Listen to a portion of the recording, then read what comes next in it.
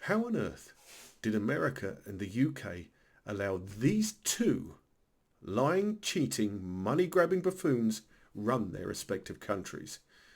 And more to the point of these videos, how is it that the UK managed to see through all that was bad in Boris Johnson, and yet Americans keep falling for the same shit from Donald Trump?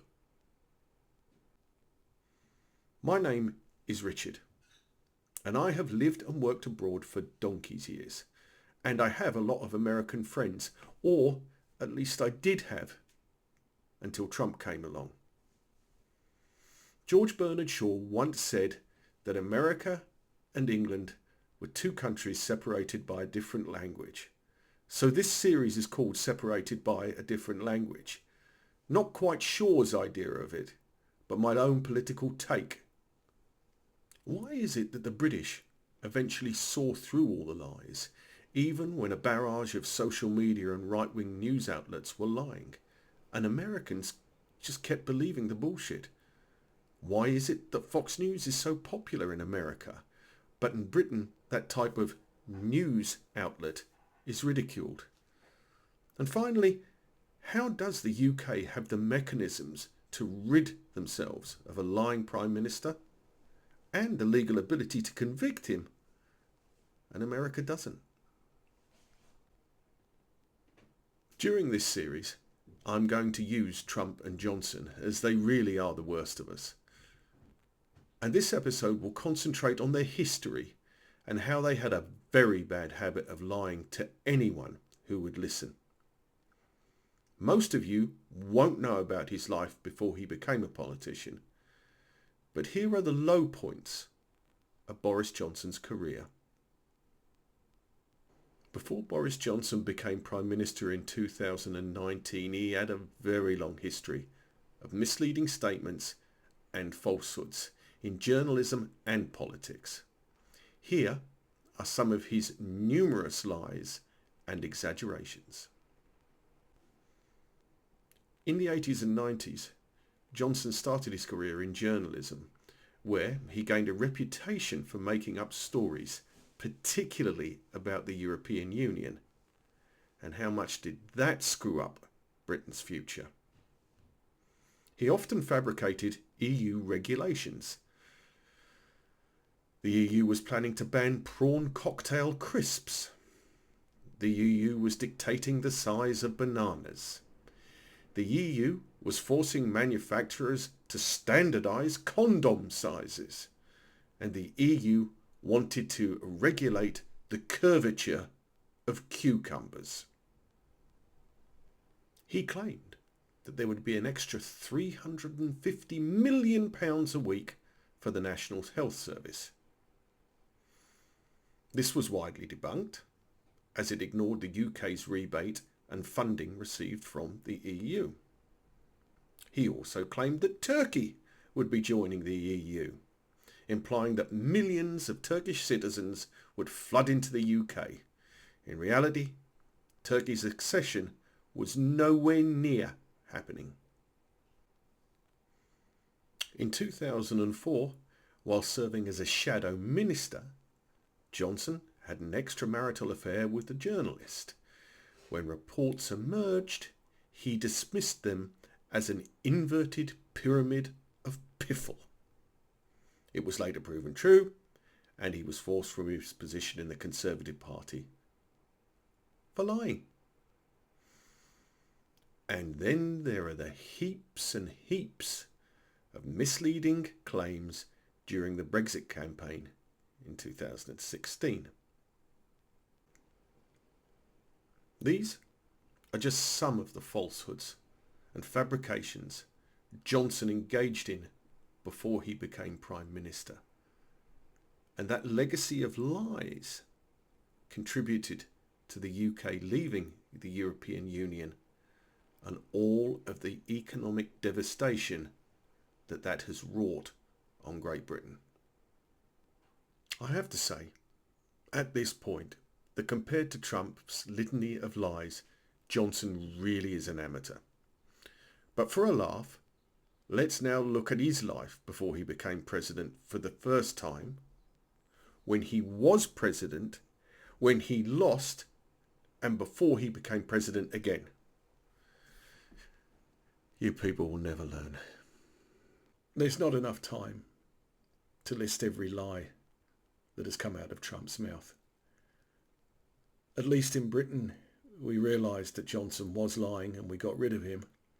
In America, half of you still believe everything he says. They still believe the birther conspiracy, that Barack Obama was in fact born in Kenya rather than the United States, which made his presidency illegal. He claimed that he opposed the Iraq War. There's no evidence of this. And in fact, in a 2002 interview with Howard Stern, when asked if he supported the invasion, he responded, "Yeah, I guess I do." There was Trump University, a real estate training program that promised students they would learn his secrets to business success.